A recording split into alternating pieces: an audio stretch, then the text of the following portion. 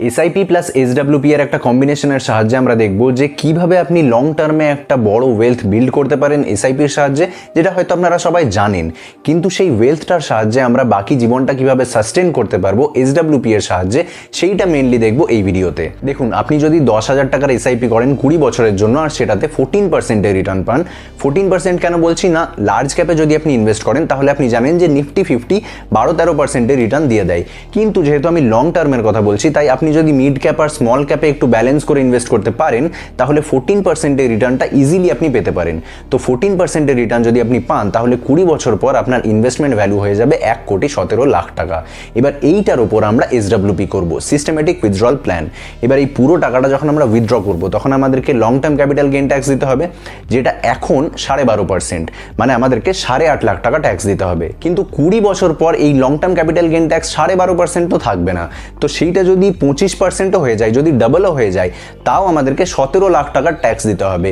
এবার বাকি 1 কোটি টাকার উপর আমরা এসডব্লিউপি করব, সিস্টেমেটিক উইথড্রল প্ল্যান। কিন্তু সেই টাকাটা তখন কিন্তু আমরা মিড ক্যাপ বা স্মল ক্যাপে ইনভেস্ট করতে পারবো না, তখন সেই রিস্কটা আমরা অ্যাফোর্ড করতে পারবো না, কারণ তখন আমাদের একটা ফিক্সড অ্যামাউন্ট প্রতি মাসে উইথড্র করতে হবে। তাই এই 1 কোটি টাকা তখন আমরা লার্জ ক্যাপে ইনভেস্ট করব, যেখানে আমরা 12% রিটার্ন এক্সপেক্ট করতে পারি। এবার আজ যদি আপনার মান্থলি এক্সপেন্স হয় 20,000 টাকা, 20 বছর পর সেটা ইনফ্লেশন অ্যাডজাস্টেড কিন্তু অনেক বেশি হবে। তো আমরা যদি ধরে নিই যে 1 লাখ টাকা আপনি প্রতি মাসে উইথড্র করছেন, তাহলে আমরা দেখতে পাবো যে 25 বছর পরও প্রতি মাসে 1 লাখ টাকা করে উইথড্র করার পরও আপনার কর্পাস দাঁড়িয়েছে 12,80,000 টাকা। 26 বছর পর্যন্তও যদি আপনি এসডব্লিউপি কন্টিনিউ করেন তাহলেও আপনার ইনভেস্টমেন্ট ভ্যালু তখন থাকবে 2,80,000 টাকা। কিন্তু যদি 27 বছর পর্যন্ত আপনি এসডব্লিউপি কন্টিনিউ করেন তাহলে আপনার ইনভেস্টমেন্ট কর্পাস বা ব্যালেন্স কিন্তু হয়ে যাবে নেগেটিভ। তাই 27 বছর পর্যন্ত আপনি এই টাকা দিয়ে এসডব্লিউপি করতে পারবেন না। কিন্তু এইখানে যদি আমরা একটা নাম্বার জাস্ট চেঞ্জ করে দিই তাহলে দেখবেন কি হয়, যদি আমরা 1 লাখ টাকার জায়গায় 90,000 টাকা প্রতি মাসে উইথড্র করি তাহলে 27 বছর পর্যন্ত 90,000 টাকা প্রতি মাসে উইথড্র করার পরও আপনি দেখবেন যে আপনার ইনভেস্টমেন্ট ভ্যালু 2 কোটি টাকা হয়ে গেছে, ডাবল হয়ে গেছে। আর তখন এই 27 বছর পর্যন্ত আমরা উইথড্রও করে নিয়েছি 2,91,00,000 টাকা। এইরকম যদি 30 বছর পর্যন্ত আপনি কন্টিনিউ করেন তাহলেও আপনি দেখবেন যে আপনার কর্পাস তখন 2.5 কোটি টাকা হয়ে গেছে। এইটাই হলো এসডব্লিউপির ম্যাজিক। আপনি যদি একটু প্ল্যানিং করতে পারেন ভালোভাবে তাহলে এসডব্লিউপির সাহায্যে আপনার ইনভেস্টমেন্ট ভ্যালু থেকে আপনি প্রতি মাসে উইথড্র করলেও সেই টাকাটা কোনোদিনই শেষ হবে না। কিন্তু এইখানে আমরা একটা জিনিস কনসিডার করিনি, যেটা হলো ইনফ্লেশন। 90,000 টাকা বা 1 লাখ টাকা যে আমরা উইথড্র করা শুরু করছি সেইটা 25 বছর বা 27 বছর পর কিন্তু তার ভ্যালু 90,000 বা 1 লাখ নয়, সেইটার ভ্যালু 25 বছর পর ইনফ্লেশন অ্যাডজাস্টেড হয়তো হয়ে যাবে 5 লাখ টাকা। তো তখন আমাদেরকে 5 লাখ টাকা উইথড্র করতে হবে, সেইটা কিন্তু আমাদেরকে ক্যালকুলেশনে নিতে হবে যদি আমাদেরকে ঠিকঠাক প্ল্যানিং করতে হয়। এসডব্লিউপির আরেকটা লিমিটেশন হলো যে এই যে আমরা 12% রিটার্ন এক্সপেক্ট করছি, কারণ আমরা ইকুইটিতে ইনভেস্ট করে রেখেছি। এবার মার্কেট যদি 20% নিচে চলে যায় আর 2 বছর 20% নিচেই পড়ে থাকে তাহলেও আমাদেরকে সেম অ্যামাউন্ট উইথড্র করতে হবে টাকা।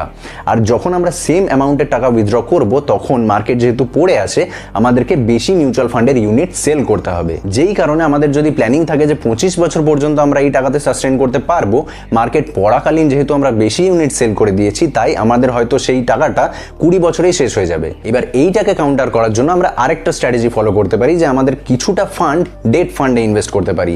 যখন ইকুইটি বা মার্কেট যখন পড়ে যাবে তখন আমরা ইকুইটি ফান্ডে যে এসডব্লিউপিটা আমাদের চলছিল সেটাকে পজ করে ডেট ফান্ডে এসডব্লিউপিটা কন্টিনিউ করতে পারি যতক্ষণ মার্কেট পড়ে আছে। তাহলে কি হবে না, মার্কেট যখন পড়ে আছে তখন আমরা ইকুইটি ফান্ড থেকে ইউনিট সেল করছি না, তখন আমরা ডেট ফান্ড থেকে উইথড্র করছি।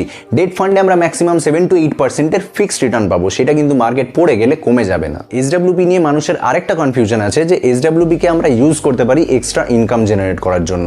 আমার কাছে অলরেডি একটা জব আছে, অলরেডি একটা অ্যাক্টিভ ইনকাম সোর্স আছে, কিন্তু তারপরও আমার কাছে 10 লাখ টাকা সেভিংস আছে। এবার সেই 10 লাখ টাকাটা যদি আমরা ইনভেস্ট করে সেখান থেকে এসডব্লিউপি করি, ধরুন আমি 10,000 টাকার প্রতি মাসে এসডব্লিউপি করছি, তাহলে আমাদের এই 10 লাখ টাকা থেকে 26 বছর পর্যন্ত আমরা প্রতি মাসে 10,000 টাকা উইথড্র করতে পারবো। সেইটা হবে আমাদের এক্সট্রা ইনকাম। কিন্তু তার বদলে যদি আমরা সেই 10 লাখ টাকা লামসাম ইনভেস্ট করে দিতাম তাহলে 26 বছর পর সেটার ভ্যালু হয়ে যেত 1,90,00,000 টাকা। তাই এসডব্লিউপি কে কখনোই আমাদের এক্সট্রা ইনকাম জেনারেট করার জন্য ইউজ করা উচিত নয়। এসডব্লিউপির বেস্ট ইউজ কেস হলো রিটায়ারমেন্ট প্ল্যানিং, যখন আপনার কাছে কোনো অ্যাক্টিভ ইনকাম সোর্স নেই। তো এই ভিডিওটা এই পর্যন্তই। আশা করি এসডব্লিউপির যে ম্যাজিক আর তার যে লিমিটেশনস সেগুলোর ব্যাপারে আপনি জেনে গেছেন। ভিডিওটা যদি ভালো লেগে থাকে তাহলে একটা লাইক করতে পারেন, আর এইরকম ভিডিও আরও দেখতে চাইলে চ্যানেলটাকে সাবস্ক্রাইব করতে পারেন। এসডব্লিউপি নিয়ে যদি যদি আরেকটা ডিটেইল ভিডিও আপনারা চান যেখানে আমি এসডব্লিউপির যেসব লিমিটেশনসগুলোর ব্যাপারে কথা বললাম সেইগুলোকে কনসিডার করে এক্সেল শিটে একটা ফুল প্রুফ রিটায়ারমেন্ট প্ল্যানিং যদি আপনারা চান তাহলে সেটা কমেন্ট করে জানাতে পারেন, আমি অবশ্যই বানাবো। এই ভিডিওটা এই পর্যন্তই, দেখা হচ্ছে পরের ভিডিওতে। টাটা।